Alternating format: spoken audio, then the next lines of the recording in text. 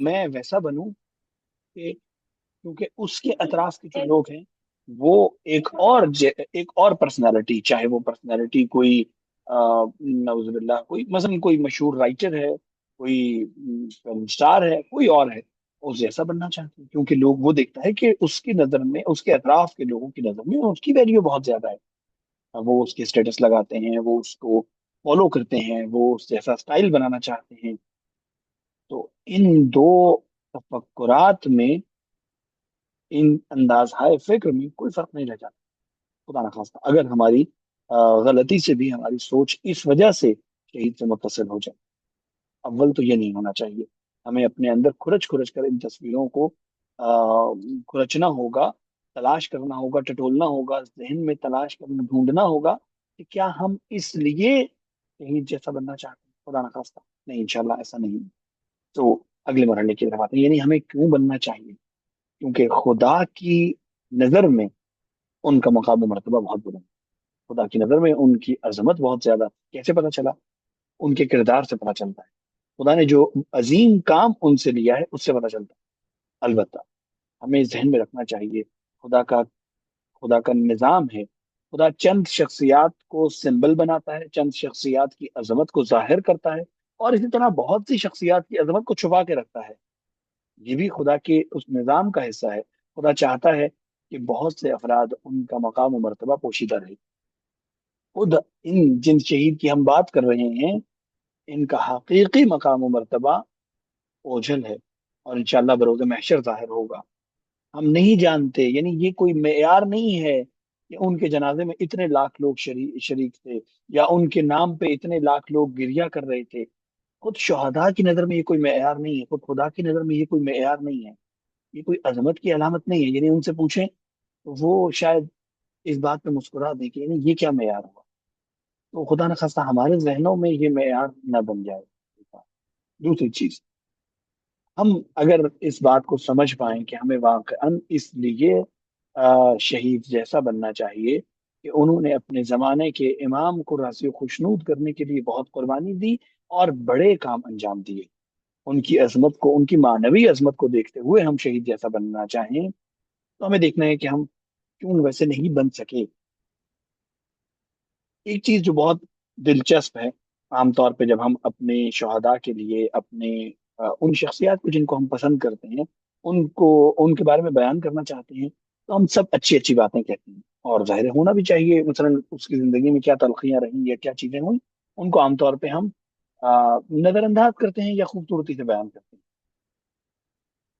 آج میں چاہوں گا کہ ہم اس کے برعکس دیکھیں، شہید کی عظمت اور شہید کے مقام اور مرتبے پہ مثلا کوئی کمپرومائز نہیں کرنا چاہیے، لیکن ان حقائق کو تو ایک نظر دیکھنا چاہیے۔ کوئی ہم میں سے یہ نہ سوچے، نہیں ہم عمومی طور پہ ہم کہتے ہیں شہید نے ایک مذہبی گھرانے میں آنکھ کھولی، بچپن سے ہی ایسا پاکیزہ ماحول میسر تھا جس نے ان کا دل اسلامی تعلیمات کی طرف موڑ دیا، وغیرہ وغیرہ وغیرہ۔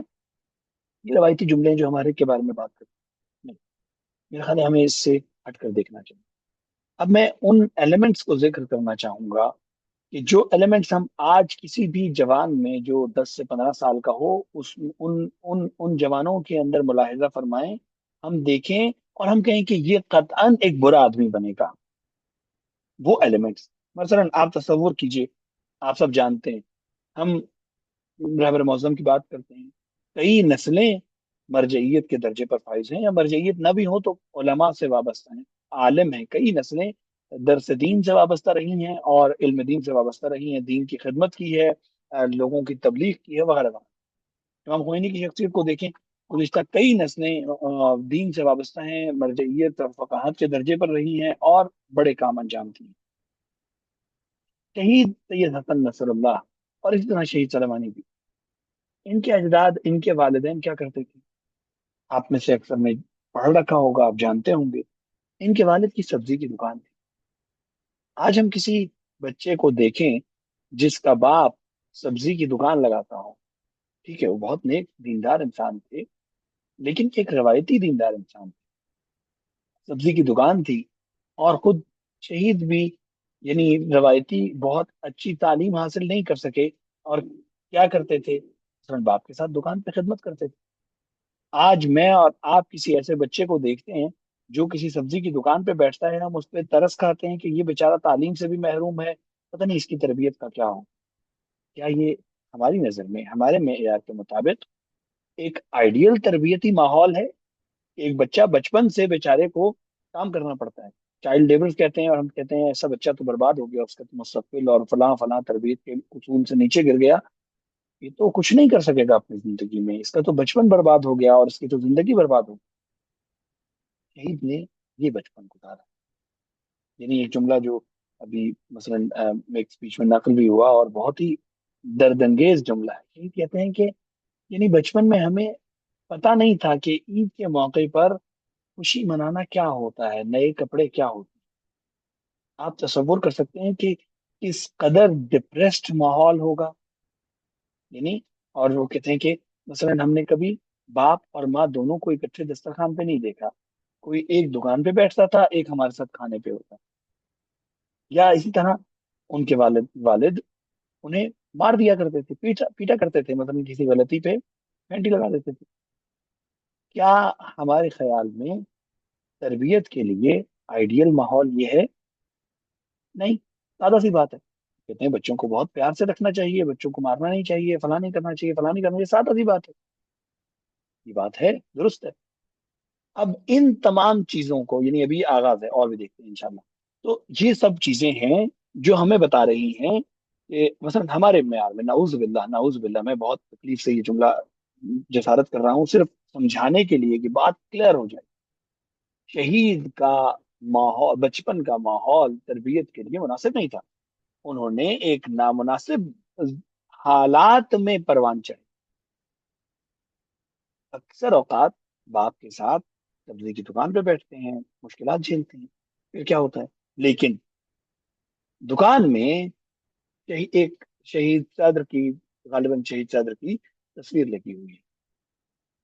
وہ دیکھتے ہیں کہ امامہ، ابا اور یہ شخصیت، اور یہ لائق تعظیم شخصیت، یہ ایفیلیشن ہے. مسجد جاتے ہیں، نماز پڑھنے جاتے ہیں، اور وہاں جو پیش امام ہیں وہ ان سے آشنائی کرواتے ہیں شہید صدر، شہید باقر صدر سے. اب یہ جو تعارف ہے، یہ بہت ہی عمومی تعارف ہے. یعنی آج ہمارے خاص طور پہ مثلا آپ نے دیکھا گلگت بلتستان میں الحمد للہ یہ ماحول اچھا ہے کہ نماز پڑھنے جاتے ہیں لوگ روایتی مذہبی گھرانوں میں، نماز پڑھنے جاتے ہیں پیش امام کے ساتھ، کسی عالم کے ساتھ کوئی نہ کوئی وابستہ ہو.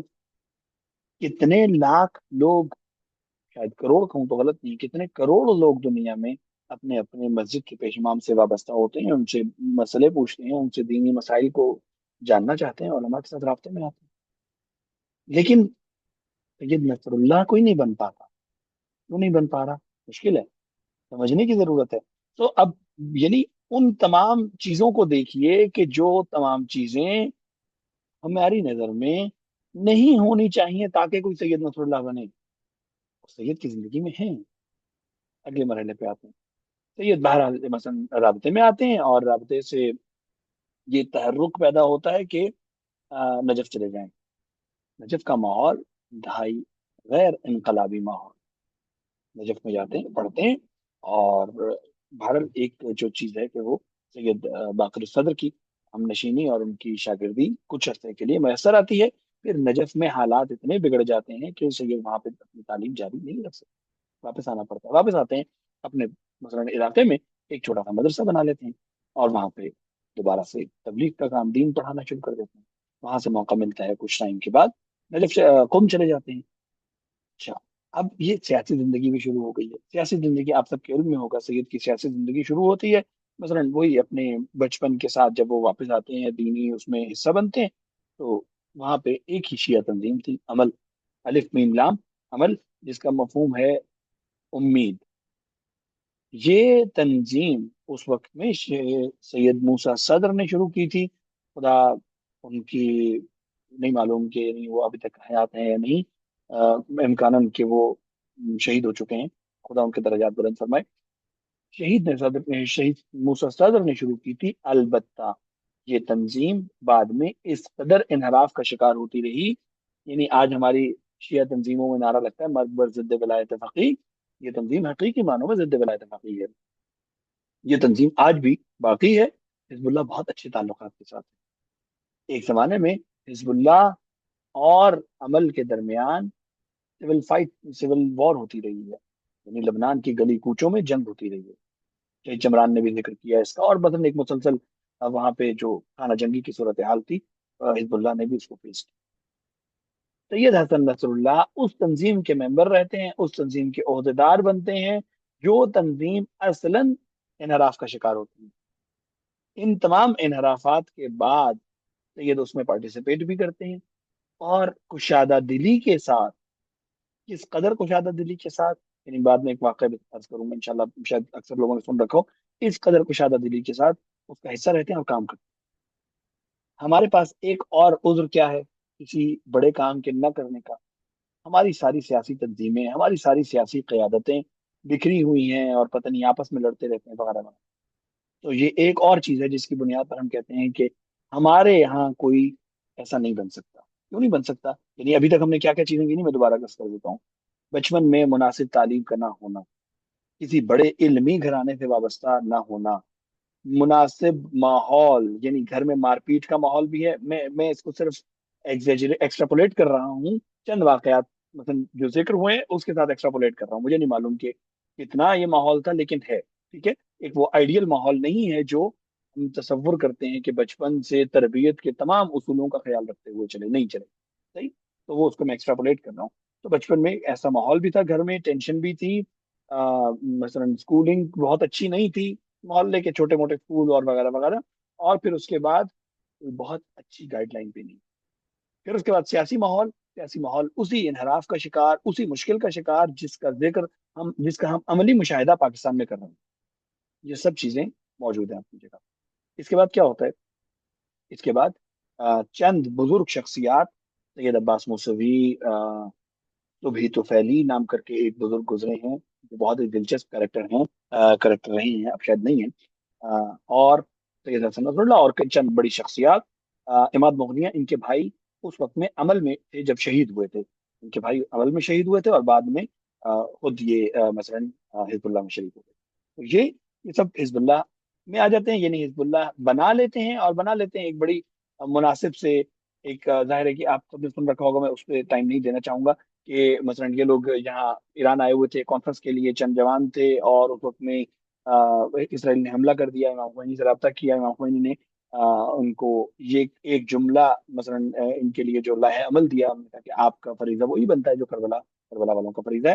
خود اس بات کو سید عباس موسوی نے نقل کیا، اور اس کے بعد حزب اللہ کام شروع کر دیتی ہے۔ حزب اللہ مخفیانہ انداز میں کام شروع کرتی ہے، چند سال تک کسی کو معلوم نہیں تھا کہ حزب اللہ نام کی کوئی تنظیم ہے۔ جو بھی کاروائی حزب اللہ کرتی تھی، کوئی اور تنظیم اسے اپنے مثلا آنر کے طور پہ، اپنے بیچ کے طور پہ لیتی تھی کہ یہ ہم نے کیا ہے۔ حزب اللہ خاموش، یعنی حزب اللہ اناؤنس ہی نہیں کر سکتی تھی کہ یہ فلاں آپ نے نہیں کیا، یہ ہم نے کیا ہے، یعنی یہ ظرف چاہیے۔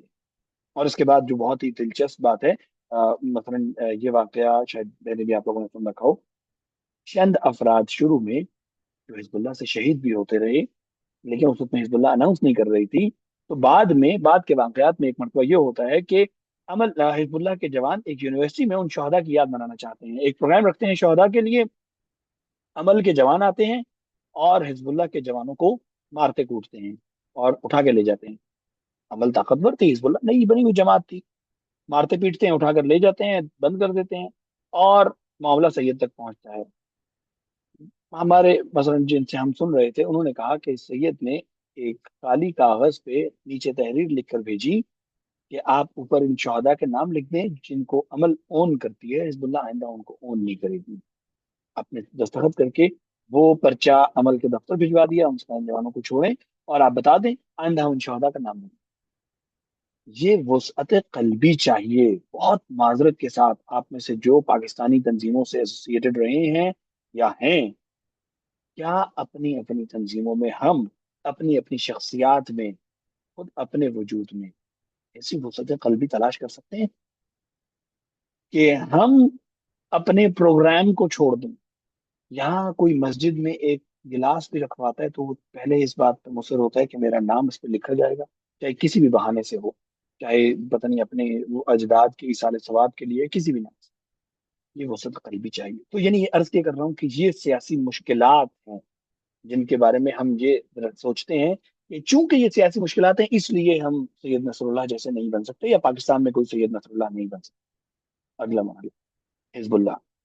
حزب اللہ میں سید نے اپنی مثلا اپنا تمام پوٹینشیل حزب اللہ میں کی، اور جانتے ہیں کہ حزب اللہ میں 2 سال کے لیے، شاید 1.5 2 سال 2.5 سال کے لیے، یہی ابھی جن کا ذکر کیا صبحی تو پھیلی نام کر کے ایک حزب اللہ کے سیکرٹری جنرل گزرے۔ یہ سیکرٹری جنرل کیسے تھے؟ جتنا تمسخر آمیز آپ کوئی کیریکٹر آج سوچ سکتے ہیں، حزب اللہ نے یہ فیز جھیلا ہے۔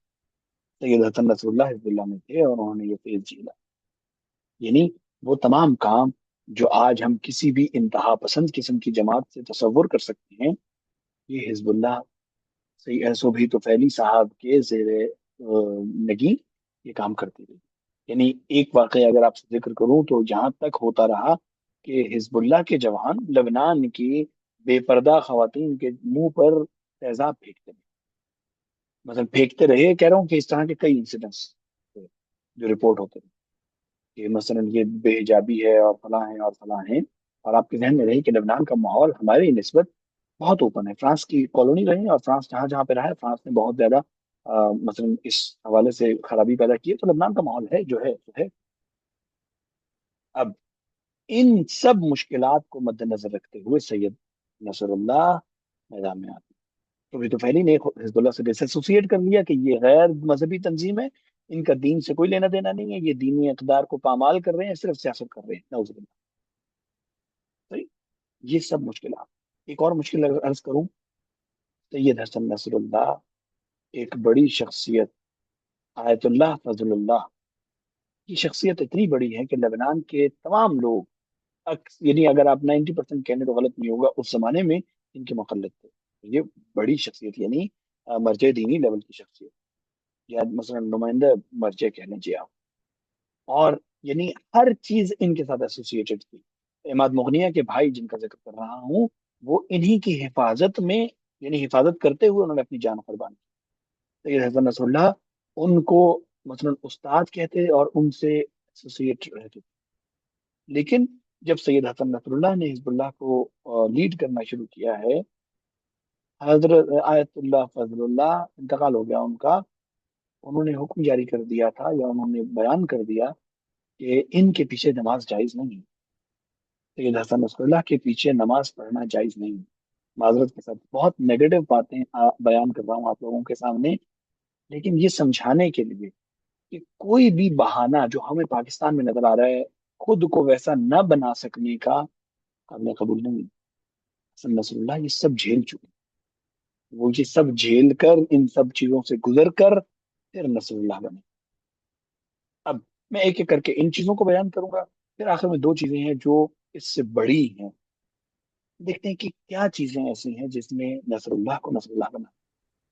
میرے پاس کیا بہان، کچھ بھی، ہماری تربیتیں، ہم ان سے زیادہ دینی گھرانوں میں ہم پروان چڑھے، یعنی شاید میرے ماں باپ نے بچپن سے میری تربیت پہ جتنا خرچ کیا یا جتنی ایفرٹ لگائی وہ اس سے بہت زیادہ ہو جو مجھے پڑھنے کو ملتی ہے سید حسن نصر اللہ کے بعد۔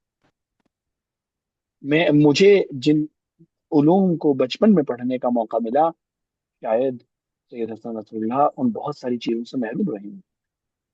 جن فیسلٹیز کا مجھے موقع ملا ان فیسلٹیز سے محروم رہے، اس تمام چیزوں کے باوجود سید حسن نصر اللہ کی شخصیت ہمیں نصر اللہ بن کر نظر آتی ہے۔ آئیے چند چیزوں کا ذکر کرتے ہیں، یعنی کیا چیزیں ہیں جنہوں نے نصر اللہ کو نصر کیا۔ اگر میں پہلی چیز کہوں، سب جانتے ہیں اخلاص۔ مجھے کوئی بہانہ نہیں بنانا چاہیے، کیا میرا اخلاص سید حسن نصر اللہ جیسا اخلاص ہے؟ اپنے گریبان میں جھانکیں، سادہ سا سوال، کوئی بہانہ نہیں، سیاسی مشکلات ہیں، پتہ نہیں فلاں تنظیم کیا کر رہی ہے، فلاں عالم کیا کہ، کچھ بھی، کیا میرا اخلاص وہ ہے؟ باقی چیزیں بعد میں لاتا ہوں، پہلے ایک اور چیز لے کر آتا ہوں۔ کیا میں نے اپنی زندگی کے لیے جو ہدف سیٹ کیا ہے وہ ہے جو نصر اللہ نے؟ نہیں۔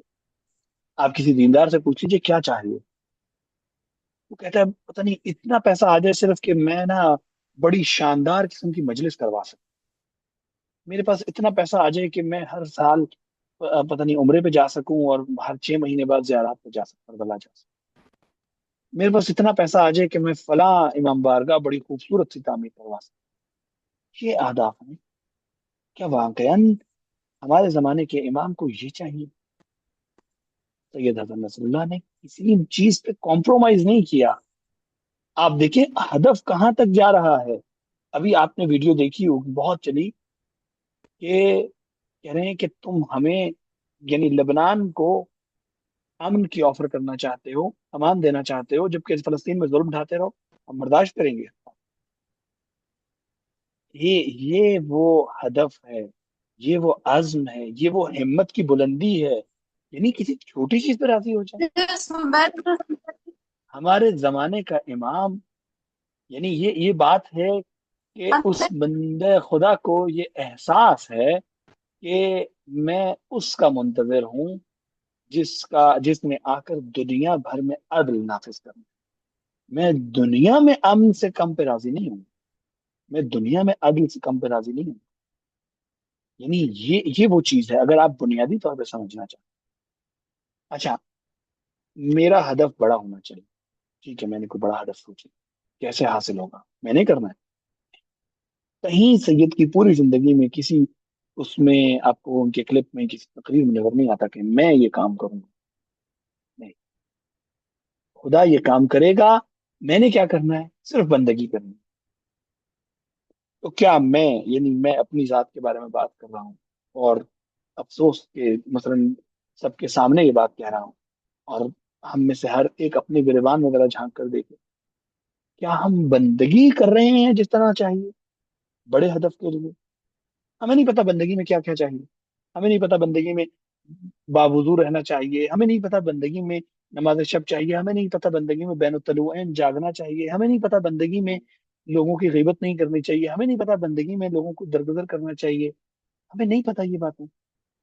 اگر پتا ہے، پھر میں یہ کہاں سے سوچ رہا ہوں کہ میں نصر اللہ نہیں بن سکا کیونکہ میرے پاس تو پتہ نہیں مثلا سیاسی ماحول بہت خراب ہے، یا پتہ نہیں مثلا ایسی شخصیات میسر نہیں. کس نے کہا ہے کہ یہ میں نے کرنا تھا؟ کسی کو درد دل ہے جو سید کی شہادت کے 1 سال بعد سوچنا چاہیے. اگر رہبر کو تنہائی کا غم اٹھانا پڑ رہا ہے، وہ اس لیے نہیں ہے کہ سید حسن نصر اللہ شہید ہو گئے ہیں، انہوں نے اپنی منزل پہ آگے بڑھنا ہی تھا. وہ اس لیے ہے کہ میں نے اور آپ نے اپنے ہدف کو وہ رکھا ہی نہیں ہے، میں نے اور آپ نے اپنے اوپر وہ محنت ہی نہیں کی ہے جو رہبر کے دست و بازو بن سکیں. اگر ظہور نہیں ہو رہا، اس لیے نہیں ہے کہ آج قاسم شہید ہو گئے ہیں، سید حسن نصر اللہ شہید ہو گئے، اس لیے ہے کہ ہم نے اپنے آپ کے لیے وہ معیار نہیں رکھا کہ ہم ویسے منتظر بن سکیں جیسے امام کو چاہیے. اس کے بعد ہمیں یہ خیال ہے ہمارے پاس بہانے ہیں. یعنی آج کی نشست میں یہ چاہ رہا ہوں اپنے بہانے توڑوں، اور آپ انشاءاللہ مجھ سے بہتر طور پہ اس کو دیکھ سکتے ہیں. اور انشاءاللہ آپ کے پاس بہانے بھی نہیں ہیں، آپ کے تو کئی لوگ اس سے بہت بہتر ہیں، اور انشاءاللہ وہ بنیں گے، لیکن بڑے ہدف کے ساتھ. چھوٹی چیزوں پر کمپرومائز نہ کریں. مثلا ہم نے پتہ نہیں یہ کر دینا ہے، فلاں چیریٹی کرنی ہے اور فلاں یہ کرنا ہے، بہت چھوٹی چیز. ہم نے منتظر بننا ہے اس امام کا جس نے پوری دنیا کو عدل دینا. ہمیں پوری دنیا کو، پوری زمین کو عدل کے لیے تیار کرنا ہے تاکہ امام تشریف لائیں تو وہ عدل نہ. ہاں، ہم نے اپنے اندر وہ سب پیدا کرنی ہے، اپنے قلب کو، اپنی روح کو، اپنے نفس کو اس کے لیے تیار کرنا ہے کہ یعنی جو چھوٹے کام جو اگر ہم کر رہے ہیں تو اس لیے کریں، اور ہمیں معلوم ہو کہ ہم اس لیے کر رہے ہیں کہ ہم بڑے کاموں کے لیے اپنے آپ کو تیار کریں. تو یہ ہمارا کام نہیں ہوگا، یہ صرف راستہ ہوگا. پھر معنویت کا کوئی معیار ہمیں شہید کی زندگی میں واضح نظر آتا ہے. یعنی کوئی بھی آپ معیار اٹھا لیں، ہمیں اس زندگی میں نظر آئے. اور مثلا غیبت سے توسل ہے. کن مشکلات کی بنیاد پر، یعنی کن کن مشکلات میں اہل بیت سے توسل کر کے ان مشکلات کو نجات. سید نے یہ تمام مشکلات جھیلی. ایک اور بات جو عرض کریں، یعنی ہم کیوں نہیں بن پاتے. ہمیں معلوم ہے تربیت کا مسئلہ نہیں ہے، ہمیں معلوم ہے ہم جس ماحول میں رہ رہے ہیں اس کا مسئلہ نہیں ہے، ہمیں معلوم ہے کہ مثلا پتہ نہیں اساتذہ کا مسئلہ نہیں ہے، فیلڈ کا مسئلہ نہیں ہے، دونوں کی فیلڈز الگ الگ ہیں. سید حسن نصر اللہ نجف چلے گئے، ٹھیک ہے، علماء کی صحبت میں رہے. آج قاسم کہاں گئے تھے تربیت حاصل کر؟ کہیں بھی نہیں. محسن حجیجی کہاں گئے تھے تربیت حاصل کر؟ کہیں بھی نہیں. اسی ماحول میں، انہی یونیورسٹیز میں جہاں پہ فساد بھی ہے، جہاں پہ بے حجابی بھی ہے، جہاں پہ میوزک بھی ہے، جہاں پہ پتہ نہیں پارٹیز بھی ہو رہی ہیں، اسی ماحول میں ابھر کر ججی بن گئے، اسی ماحول میں ابھر کر سلیمانی بن گئے. تو کوئی بہانہ نہیں چلا. ایک اور چیز، کیسے حسن نصر اللہ بنے؟ جب ہمارے اوپر کوئی مشکل آتی ہے ہم رونا شروع کر دیتے. خدا چاہتا ہے، میں نے کوئی نیکی کی اور خدا نے چاہا کہ ہاں اب یہ اس لائق ہو گیا ہے کہ اسے ایک درجہ بلند کیا جائے. اب خدا کیا کرے؟ خدا مجھے مشکل میں ڈالے گا، طے شدہ بات. اب خدا نے مشکل میں ڈالا اور میں خدا سے ناراض ہو گیا. اب میں خدا سے ناراض ہو گئی ہوں تو خدا کہے گا کہ مثلا، معذرت کے ساتھ یہ اس انداز میں بات کر رہا ہوں، لیکن نظام خدا یہ بن جائے گا کہ یہ تو پچھلے ایمان سے بھی جائے گا. اب وہ معاملہ وہی روکے. میری تربیت، میرے ارتقاء کا سفر وہی روکے. آج شہید نصر اللہ نے کیا مشکلات جھیلی. پہلی مشکل، یعنی پتہ نہیں بچپن میں کیا کیا جھیلا ہوگا، ہم تصور نہیں کر سکتے. اور افسوس کے ساتھ ہمارے پاس زیادہ معلومات بھی نہیں ہے. پتہ نہیں جب نجف جانے کے لیے اپنے بابا کو کہا ہوگا تو انہوں نے کیا کیا کہا ہو. عمومی ماحول بہت اچھا نہیں تھا. مثلا نجف جانا، مشکلات اٹھانا، پیسے بھی نہیں تھے. تو مثلا شاید شہید باقر صدر نے کہا کہ میں خرچ برداشت کروں گا، میں قبول کرتا ہوں. تو کس کشمکش سے آپ ایک وقت میں، یعنی اس 15 16 سال کے لڑکے کی حالت میں خود کو لے جا کر سوچیں کہ جس نے سوچا ہے کہ میں نجف چلا جاؤں تو شاید دین سیکھ جاؤں. باپ سے بات کر رہا ہے تو نظر آ رہا ہے کہ گھر میں غربت اتنی ہے کہ مثلا ہر وقت ہمیں مثلا اسٹرگل کرنا پڑتی ہے، پیسے ہیں نہیں. اور کس قسم پرسی کے عالم میں ہمیں یہ ڈیسیجن لوں یا نہیں لوں. ہم نے کتنے ڈیسیجن ان مشکلات میں لی، ہم نے کتنی مشکلات اس نام پہ جھیلی ہیں کہ میرا کام نہیں ہے، خدا کا کام ہے، ہو جائے. اب اس طرح کا توکل کیا ہے کہ یہ کام خدا کے لیے مجھے سمجھ میں آ رہا کرنا ضروری ہے. اب کرنا ہے، وسائل ہیں نہیں ہے، خدا کر دے گا. اس توکل کے ساتھ کتنے ڈیسیجن، کتنی مرتبہ ان مشکلات میں خود کو کمپوز رکھا ہے. میں مشکل میں ہوں، مشکل بھی آ رہی ہے، رستہ بھی نظر نہیں آ رہا، رونا پٹنا ڈالنا ہے یا خدا پہ چھوڑ دیں. یہ سوال کتنی دفعہ ان حالات سے. پھر نجف چلے گئے، وہاں پہ حالات ایسے بگڑ جاتے ہیں، واپس آنا آسان نہیں ہے. یعنی عام انسان یہ سوچتا ہے کہ میں دین پڑھنے گیا تھا، خدا نہیں پڑھنے دے رہا، واپس آنا پڑ رہا ہے. بس چھوڑو دین کو، کیا کرنا ہے، آئیں کام کریں، کچھ اور کریں. واپس آ رہے ہیں سیاسی مشکلات، یعنی یہ عمل اور اللہ کے جھگڑے اور پتہ نہیں کیا کیا. یعنی کوئی ایک چیز نہیں ہے، نظریات کی بہتات ہے. ہر دوسرا بندہ اپنا نیا نظریہ لے کر آ رہا ہے. کوئی کہہ رہا ہے نہیں اسرائیل سے یوں مذاکرات کر کے کامیابی حاصل ہو جائے گی، کچھ یوں کر لیں، کچھ یوں کر لیں. بہتات. اس دوران میں اپنے آپ کو سیدھے راستے پر رکھنا، اس معنویت کے ساتھ، ان اعمال کے ساتھ، کتنا سخت. یعنی ہم نے خود کو اس امتحان میں کب کامیاب ہوتا دیکھا. اگلے مرحلے پہ آئیے. پھر حزب اللہ کی صدارت کی ذمہ داری سید کے پاس آ جاتی ہے اور شہید کا بیٹا شہید ہوتا ہے. اور عجیب، یعنی 1 سال تک اسرائیل یہ کوشش کرتا رہا کہ اس ڈیڈ باڈی کے اوپر بلیک میل کرے. یہ بات کہنا بہت آسان ہے، لیکن اس بات کو، یعنی آپ میں سے اگر کوئی صاحب اولاد ہے یا آپ اس طرح اس کو ایفیلیٹ کر سکتے ہیں، میں محسوس کر سکتا ہوں اس بات کو. یہ بات فیس کرنا کتنا مشکل کا. 1 سال تک اسرائیل اس ڈیڈ باڈی پہ بلیک میل کرتا رہا اور سید نے اسپیچ کی پہلی دفعہ، اور وہ اسپیچ اس بات کا باعث بنتی ہے. یعنی یہ درجات کی بلندی ہے. اس نے سید کے لیے راستے کھولے ہیں.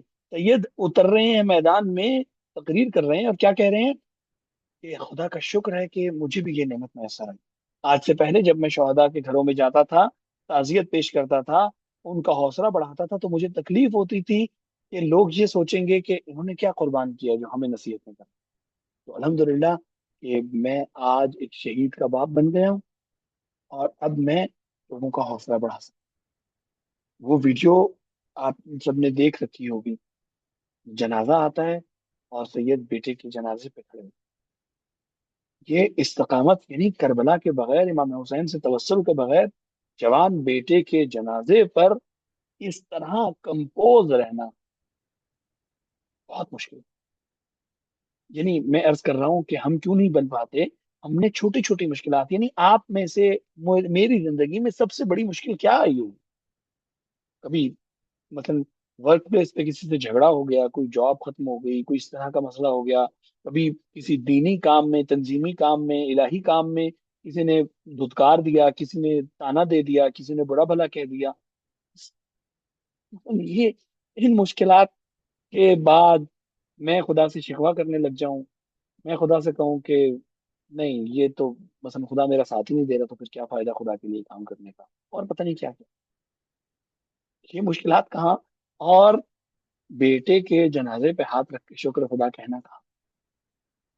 یہ میں اس لیے کمپیریزن کر سکتا ہوں، اہل بیت علیہ السلام میں کے حیات طیبہ میں ہمیں بہت ایگزامپلس ملتی ہیں، اور اس سے بڑی ایگزامپلس بھی ملتی ہیں، لیکن افسوس کے ساتھ ہم نے وہ دروازہ بند کر رکھا ہے، ہم نے کہا کہ نہیں نہیں وہ تو مثلا اہل بیت ہیں، خدا کے منتخب کردہ افراد ہیں۔ میں اس لیے سید کی زندگی کو بہت جسارت کے ساتھ اور بہت ہی تکلیف کے ساتھ بالکل ایک عام مرد اور ایک عام انسان کی زندگی کے طور پہ بیان کرتا ہوں۔ اب آئیے، اب بہانہ بنا، میں اپنے آپ سے یہ سوال کرتا ہوں، پھر اس کے بعد کیا ہوتا ہے؟ پھر اس کے بعد 2000 میں اسرائیل جنوب بیروت لبنان جنوب لبنان اور یعنی بیروت کا علاقہ خالی کر دیتا ہے۔ یہ پہلی کامیابی ہے جو آپ کی قیادت میں حزب اللہ کو نصیب ہو۔ اس کے بعد کیا ہے؟ اس کے بعد قیدیوں کا تبادلہ ہوتا ہے، اور اس میں اسرائیل دھوکہ کرتا ہے، اور حزب اللہ یہ طے کرتی ہے کہ ہم اس تبادلے کو کس طرح سے قبول کریں گے، کس طرح سے مثلا اس قیدیوں کے تبادلے میں ہونے والے دھوکے کا ازالہ کیسے کریں گے؟ آپریشن کریں گے۔ 2005 میں آپریشن ہوتا ہے، یا شاید 2006 کے آغاز میں، اور وہ قیدی جو شیعہ بھی نہیں ہے، حزب اللہ کا ممبر بھی، حزب اللہ کے ممبر بھی نہیں ہے، سمیر سمیر فنتار اور ایک اور، ان کو چھڑوانے کے لیے حزب اللہ کارروائی کرتا ہے۔ 2006 میں جنگ شروع ہو جائے۔ سید کا انٹرویو اور وہ جملہ مجھے یاد ہے، آپ میں سے اکثر لوگوں نے سنا ہوگا، یعنی مشکل مشکل عاطل بہجت کا پیغام جاتا ہے کہ حزب اللہ اس جنگ میں فاتح بن کر ابھرے گی، ایک بڑی پاور بن کر ابھرے گی۔ سید کہتے ہیں اتنا فشار تھا، میں نے پیغام لانے والے سے مسکرا کر کہا کہ ہم صرف یہ دعا کر رہے ہیں کہ جنگ ختم ہو جائے اور حزب اللہ باقی رہ جائے۔ اتنا فشار، خدا ترقی دینا چاہتا ہے، پورا مشکل میں ڈالتا ہے، خدا مشکل میں ڈالتا ہے۔ سید حسن نصر اللہ میدان جنگ میں جان قربان کرنے کے لیے وہ شام نکل آتے ہیں، خدا مشکل میں ڈالتا ہے۔ میں اور آپ اس سے ہزار گنا چھوٹی مشکلات پہ اصلاً خدا سے ناراض ہو جاتے ہیں، اصلاً خدا، یعنی قریب ہوتا ہے کہ خدا کا انکار کر، قریب ہے کہ خدا سے کہیں کہ نہیں مانتے، نہیں چاہیے۔ یہ ہم نے اپنی زندگیوں میں تجربے کیا، ہم جانتے ہیں کہ ہم کیسے سوچتے ہیں کہ حسن نصر اللہ اس لیے نہیں بن پائے کہ ہمارے سیاسی ماحول خراب ہے، حسن نصر اللہ اس لیے نہیں بن پائے کہ نہ میں نے ارادہ رکھا، نہ میں نے وہ بلند عزم کیا، نہ میں نے اس عزم کے لیے خدا کو اجازت دی۔ معذرت کے ساتھ یہ بہت برا لفظ ہے، میں نے خدا کو اجازت ہی نہیں دی کہ میری تربیت کرو، میں نے خدا سے توسل، وہ کنیکشن ہی نہیں جوڑا کہ خدا میری تربیت کرو، میں نے اہل بیت کے اوپر، اہل بیت سے وہ توسل نہیں کیا، اہل بیت کی زندگیوں کو اپنے لیے ویسا رول ماڈل ہی نہیں رکھا۔ میں نے معنویت کے تمام معیار جو مجھے معلوم ہے، مجھے معلوم ہے باوضو رہنا ہے، مجھے معلوم ہے نماز عشاء پڑھنی ہے، مجھے معلوم ہے بین التربیین اٹھنا ہے، مجھے معلوم ہے غیبت نہیں کرنی ہے، مجھے معلوم ہے یہ سب کرنا ہے، نہیں کروں گا۔ کیوں نہیں کروں گا؟ سیاسی حالات خراب ہیں، سیاسی حالات خراب ہیں، اس لیے میں اپنی تربیت نہیں کرنا چاہتا۔ پتہ نہیں پاکستان میں وہ اچھے لیڈرز نہیں ہیں، اچھے علماء نہیں ہیں، کس قسم کے بہان، مضحکہ خیز قسم، کچھ بھی نہیں۔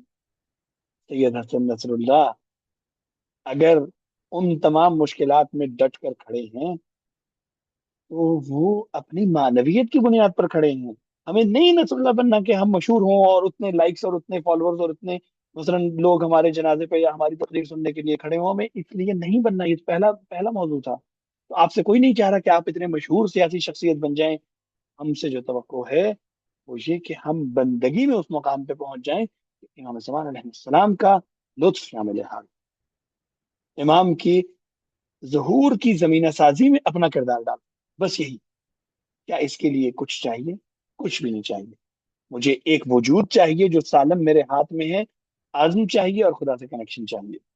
ان تینوں چیزوں کے حصول میں کوئی بہانہ نہیں، کوئی رکاوٹ نہیں ہے، کوئی مثلا ہیلا نہیں ہے. پھر کیا ہوتا ہے؟ 2006 میں سید اس مشکل کو جھیلتے ہیں اور معجزے دکھاتے ہیں. یعنی یہ معجزے خدا کی طرف سے ملنا اس بات کی علامت ہوتی ہے کہ طرف مقابل نے انتہا کا صبر دکھا دیا. امام حسین علیہ السلام کی سیرت میں ہم دیکھتے ہیں یعنی پوری کربلا میں کوئی معجزہ نہیں نظر آتا. پھر کیا ہوتا ہے؟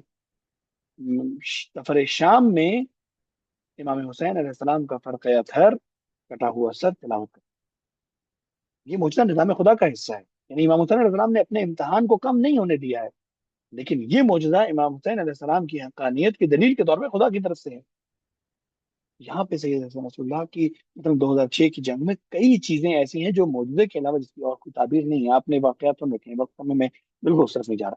میں صرف عرض کرنا چاہ رہا ہوں خدا سے جب ہم نے طلب کیا کہ ہم بڑا کام کرنا چاہتے ہیں اور خدا تو کرے گا، ہم نہیں کرنا چاہتے، اگر ہم اس مرحلے پہ پہنچے تو ٹھیک ہے، خدا ہمارا انتخاب کرے گا. ہمارا انتخاب کرے گا تو خدا کیا کرے گا؟ مشکلات میں ڈالے گا. ادھر مشکل آئی اور ادھر میں نے سرنڈر کر دیا اور میں نے شور شرابہ کیا اور میں تو خدا سے ناراض ہو گیا اور میں نے شکوہ کیا. میں نے اپنا راستہ بند کر دیا. خدا چاہتا تھا میں بڑے کام کے لیے آگے بڑھوں. خدا چاہتا تھا کہ خدا میری تربیت کرے. میں نے خدا کو اجازت نہیں دی ہے. تو اب مجھے کیا چاہیے؟ یعنی اب میں نہیں بن سکا اگر اپنی وجہ سے، نہ پاکستان کے سیاسی ماحول کی وجہ سے، نہ لیڈرز کی وجہ سے، نہ علماء کی وجہ سے، نہ تنظیموں کی وجہ سے، میری وجہ سے. اگلا مرحلہ، اس مرحلے کو گزار کر اللہ ایک بڑی طاقت بن جائے. سید کے لہجے میں کبھی تبدیلی نظر آئی؟ کبھی یہ نظر آیا کہ ہم نے یہ کر دیا؟ سید جس چیز کو یقین سے بیان کرتے ہیں نا، وہ صرف ایک چیز ہے: ہم کھڑے رہیں گے، ہم عمل کریں گے، ہم بندگی کریں گے. یعنی جب وہ کہہ رہے ہوتے ہیں ہم شیعان ابی طالب، ہم فلسطین کو نہیں چھوڑیں گے، جب وہ یہ کہہ رہے ہوتے ہیں کہ ہم مثلا تفرقہ نہیں پھیلنے دیں گے، ہم یہ نہیں کریں گے، ہم یہ نہیں کریں گے، یہ کیا مطلب ہے؟ ہر جملے کا ایک کارنامہ بنتا ہے. ہم بندگی سے پیچھے نہیں ہٹیں گے، ہم خدا کی بندگی، خدا کی اطاعت سے پیچھے نہیں ہٹیں گے. بس یعنی یہ وہ چیز ہے جو محکم ہے، باقی کوئی چیز بڑھی نہیں ہے. سید کے لہجے میں کوئی مثلا وہ تم تراق نہیں آ گیا کہ ہم نے یہ کر دیا، ہم نے وہ کر دیا. معذرت کے ساتھ ہم بڑی بڑی شخصیات کو اس طرح بولتے دیکھ. ہاں ہے. یعنی یہ مقام کہاں ہے اور وہ مقام کہاں ہے؟ ہم اپنی زندگیوں میں چھوٹے چھوٹے سے کام کر کے، پتہ نہیں محلے میں دو لوگوں کی مدد کر کے یا کسی کا ہاتھ پکڑ کر یا کسی کو پتہ نہیں چھوٹا سا چھوٹی سی رہنمائی کر کے لہجہ بدل جاتا ہے. وہ بڑا کام کرتے ہیں بندگی کے میدان میں. یہی کیا ہے. سو پھر اس کے بعد اگلا مرحلہ شام جنگ کا آتا ہے. شام میں جناب سیدہ کے حرم کی حفاظت کے لیے ساری دنیا کے پولیٹیکل انالیسز یہ بتا رہے ہیں کہ حزب اللہ اس ڈیزاسٹر کرے گی اگر اس جنگ میں اترے. نظر آ رہا ہے. یعنی کوئی بھی سیاسی فہم رکھنے والا فرد جانتا ہے حزب اللہ نے 2006 کے بعد شناخت بنائی ہے اپنی مذہبی اس سے بالاتر ہو کر. اور حزب اللہ ایک ایسے کانفلکٹ میں داخل ہونا چاہ رہی ہے جس کی شناخت سیکٹرین بنی ہوئی ہے. حزب اللہ کو اترنا پڑتا ہے. ایک بڑا سخت فیصلہ ہے سید لیتے ہیں، اپنے ان نظریات کو برقرار رکھتے ہوئے لیتے، اپنی تمام غیر مسلکی شناخت کے باوجود لیتے اور میدان میں اتر. مشکلات یعنی ایک نہیں، ہزاروں مشکلات ہیں. آپ تصور کیجئے یعنی اس دوران میں چھوٹی چھوٹی چیزوں میں حزب اللہ کے اندر دسیوں کانفلکٹس بھی آئے ہوں گے. دسیوں لوگوں نے اب مثلا بغاوت بھی کی ہوگی، دسیوں لوگوں نے مخالفت بھی کی ہوگی.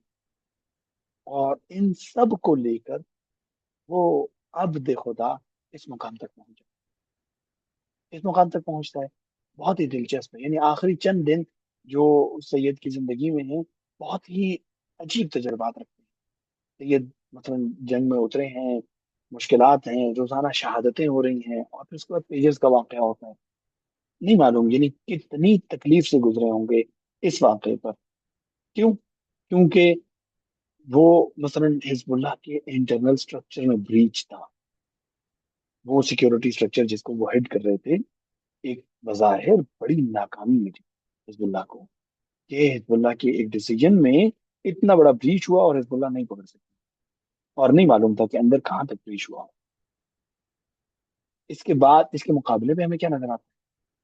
مقابلے پہ ہمیں استقامت نظر آتا ہے. آپ نے وہ ویڈیوز دیکھی ہوں گی جو ان افراد کی ہیں جو مثلا اس دھماکے میں زخمی ہوئے ہیں یا کچھ کی شہادتیں ہوئی ہیں، اور وہ لوگ سید سے وفاداری کا اعلان کرتے ہیں. بہت ہی یعنی ان کا چہرہ کچھ اور بتا رہا ہے ان کے اوپر کیا گزری ہے. کسی کا عزیز شہید ہوا ہے، کسی کی آنکھیں چلی گئی ہیں، کسی کا چہرہ خراب ہو گیا ہے، کسی کا ہاتھ خراب ہو گیا ہے، لیکن جب وہ بات کر رہے ہیں تو ان کے وجود میں ایک استقامت نظر آتی ہے. ایسا نہ ہو کہ سید کے دل پہ چوٹ پہنچے. یہ بہت عجیب ہے. یہ خدا کی طرف سے پلٹنے کا سلسلہ ہو. اور پھر یعنی ہمیں اس بات کو سمجھنا چاہیے، آخری بات، اور انشاءاللہ بات مکمل ہے میری طرف سے، کہ یہ شہداء دنیا کو کیسے دیکھ. یہ ایک آخری چیز ہے. ہم جانتے ہیں کہ جو بھی اس مرحلے پر آتا ہے، یعنی میرا دل تکلیف محسوس کر رہا ہے کہ اسرائیل کامیاب ہوتا جا رہا ہے.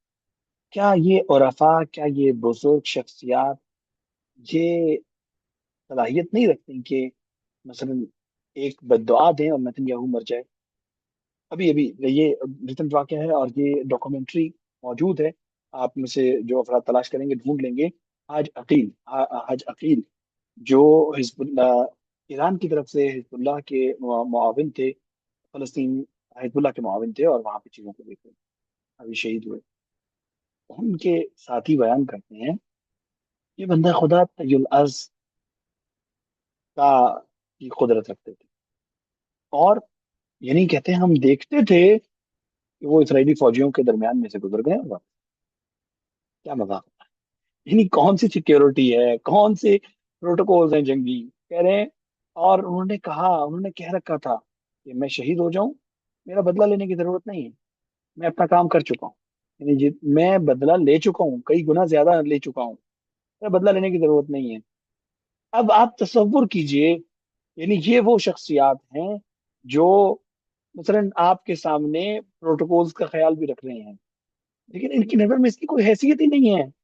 یعنی جو تیل عرض کر سکتا ہے، اسے نہیں معلوم بم آ رہا ہے میں یہاں سے کہیں اور چلا جاؤں. نہیں، خدا سے معاملہ طے ہے، اپنی شخصیت کا ارتقا ہے، ارتقا ایک مقام تک پہنچا ہے، اب یہ پھل اترنا ہے، جانا ہے. خدا حافظ، چلے گئے، معاملہ ختم. دنیا میں کیا ہو رہا ہے؟ ابھی یہ کام تھا، یہ کام، اس کی حیثیت ہی کیا ہے؟ اصل چیز بندگی کر کے اپنے نفس کو اس مقام تک لے کر آنا تھا کہ خدا کے پاس جا سکیں. وہ چلے گئے، باقی سب تو بہانے ہیں، باقی سب تو سائڈ پہ چلنے والا وہ منظر ہے جو خدا چاہے گا پلٹ جائے گا.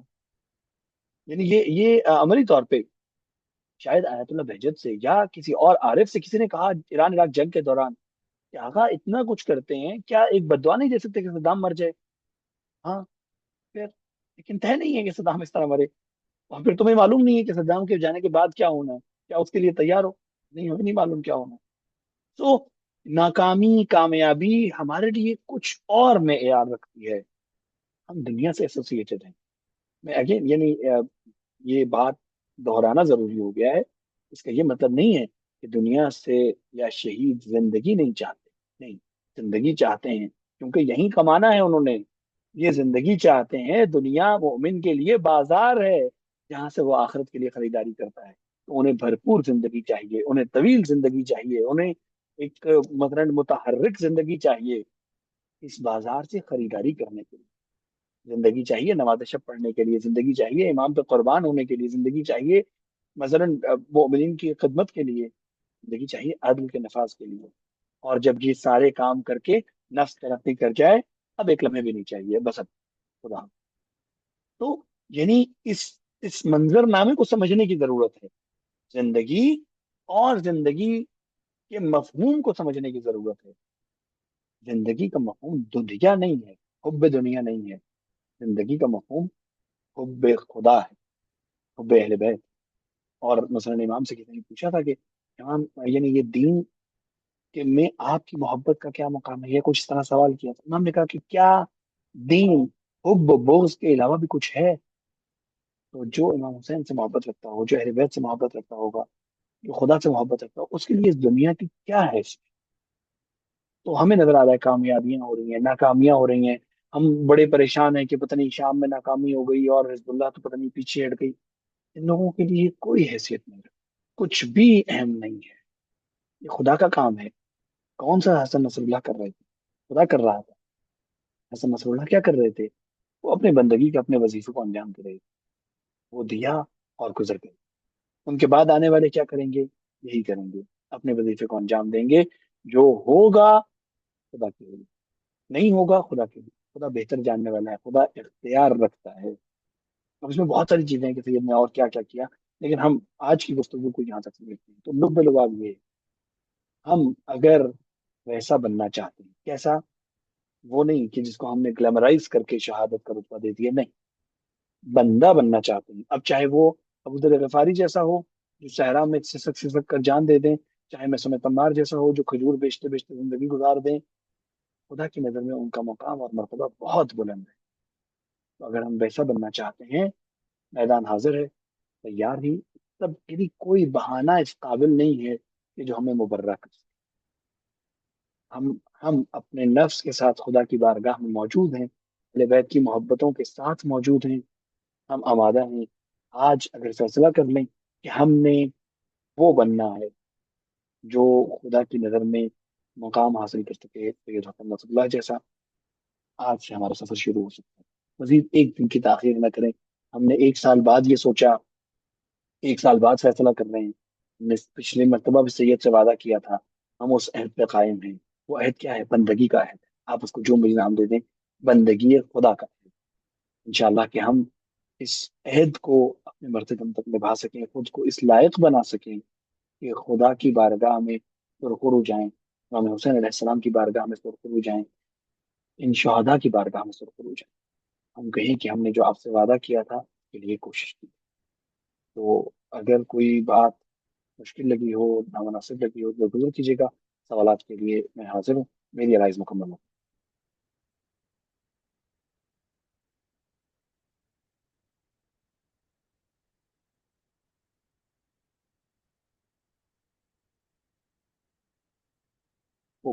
تو اگر کوئی سوال نہیں ہے تو ہم آ، خدا حافظ کرتے ہیں. جی، ہم منتظمین بتائیے. جی سر، اگر کسی کا سوال نہیں ہے تو پھر ہم ختم کرتے ہیں. الحمد للہ. آپ کا بہت خوب. بہت شکریہ سر. سلامت رہیں. خدا آپ کی توفیق خیر میں اضافہ فرمائے. ماتا سے دعا. اللہ حافظ سر.